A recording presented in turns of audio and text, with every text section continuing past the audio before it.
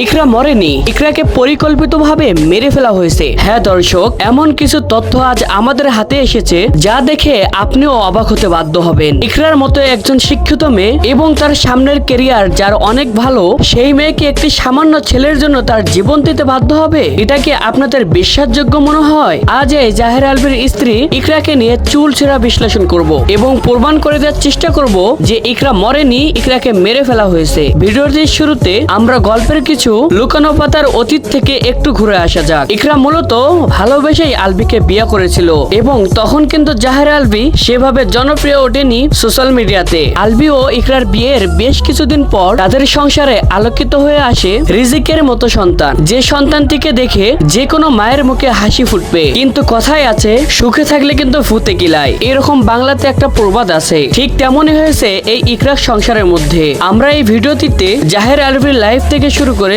ইকরার শেষ মৃত্যুর সময় অবধি, কিন্তু আলভীকে একবারে দোষ দেওয়া যাবে না, কিছু দোষ কিন্তু ইকরারও ছিল। আলভী যেহেতু অভিনেতা, সে অনেক মেয়ের সাথে অভিনয় করতে পারে, সেটাই তো স্বাভাবিক বিষয়। কিন্তু ইকরা আলভীকে যতটুকু ভালোবাসতো তার বেশিরভাগ কিন্তু আলভীকে সন্দেহের চোখে দেখতো ইকরা, যা প্রমাণস্বরূপ আমরা আপনাদের একটি ভিডিওর মাধ্যমে দেখাতে চাই। ভিডিওটি দেখে নিন। আসলাম ছেলে নিয়ে পাহাড়ে, কতটুকু রোমান্টিক সিন করতেছে ওটা দেখতে আসলাম।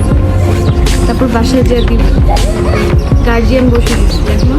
এছাড়াও ইকরার মৃত্যুর পর জাহের আলভী তার ব্যক্তিগত হ্যান্ডেলে জানিয়েছেন যে ইকরা পরকীয়ার মধ্যে আসক্ত ছিল এবং জাহের আলভীর সাথে বিয়ের পর তাদের সংসার জীবনে পারিবারিক দ্বন্দ্বের কারণে আলভীকে ডিভোর্স না দিয়ে অন্য কাউকে বিয়ে করেন ইকরা এবং কিছুদিন সংসার করার পর আবারও জাহের আলভীর জীবনে ফিরে আসেন ইকরা, যা জাহের আলভী প্রমাণ সহ তার ফেসবুক পেজের মধ্যে একটি দীর্ঘ স্ট্যাটাস দিয়ে প্রমাণ করে দেয়। যদিও এই বিষয় ইকরার পরিবার কোনোভাবে মুখ খোলেনি সোশ্যাল মিডিয়াতে, তবে যেখানে বেশি দেশের বিভিন্ন মানুষ ইকরার পাশে এসে দাঁড়ালো, ঠিক তখনই ইকরার চরিত্র নিয়ে আরো একটি ভিডিও সামাজিক মাধ্যমে ছড়িয়ে পড়ে। কিন্তু এখানে প্রশ্ন হলো, এই ইকরার মদ্যপান করার মতো ভিডিও যে আছে তা হয়তো বা অনেকেই জানে না, কিন্তু এই ভিডিওটি প্রকাশ হওয়ার পরপরই সামাজিক যোগাযোগ মাধ্যমে ইকরার ফুলের মতো চরিত্র নিয়ে আবারও প্রশ্ন উঠলো যে ইকরার চরিত্রের মধ্যেও সমস্যা আছে, যা প্রমাণিত।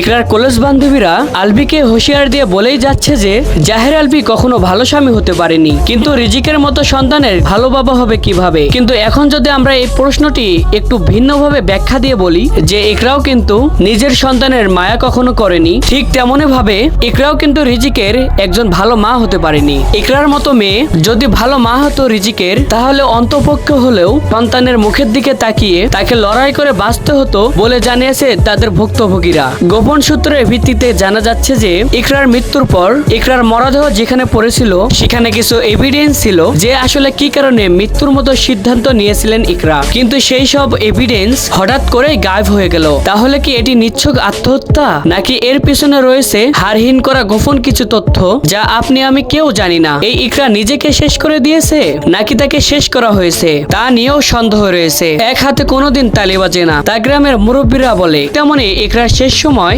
এমন কিছু ঘটনা রয়েছে যা অমর নায়ক সালমান খানের মতো আমার চাপাই রয়ে গেল। এই ইকরার মৃত্যু ঘিরে সঠিক তদন্ত এই দেশের জনগণ যে দেখবে তা নিয়েও অনেক সন্দেহ রয়েছে। সো প্রাণপ্রিয় বন্ধুরা, এই ইকরার মৃত্যুর জন্য স্বামী জাহের আলভী দায়ী, কি ইকরার বান্ধবীরা দায়ী, নাকি ইকরা নিজেই দায়ী হতে পারে? এই বিষয়ে আপনাদের মূল্যবান মতামত আমাদের কমেন্ট বক্সে জানাবেন। ধন্যবাদ। আর ভিডিওটা ভালো লাগলে লাইক কমেন্ট শেয়ার করবেন যাতে অন্যরা দেখতে পারে, এবং এ বিষয়ে আরো তথ্য পেতে আমাদের চ্যানেলটিকে সাবস্ক্রাইব করুন।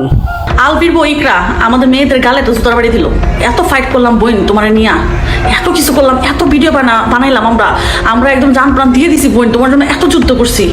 কি হইলো বোন, তোমার গোপন জিনিস এমন করে পাস হয়েছে, ঠিক আছে, ব্লাস্ট হয়েছে সোশ্যাল মিডিয়াতে, তুমি সিগারেট খাইতে নেশা করতে, আমরা তো এগুলো জানতাম না রে বোন।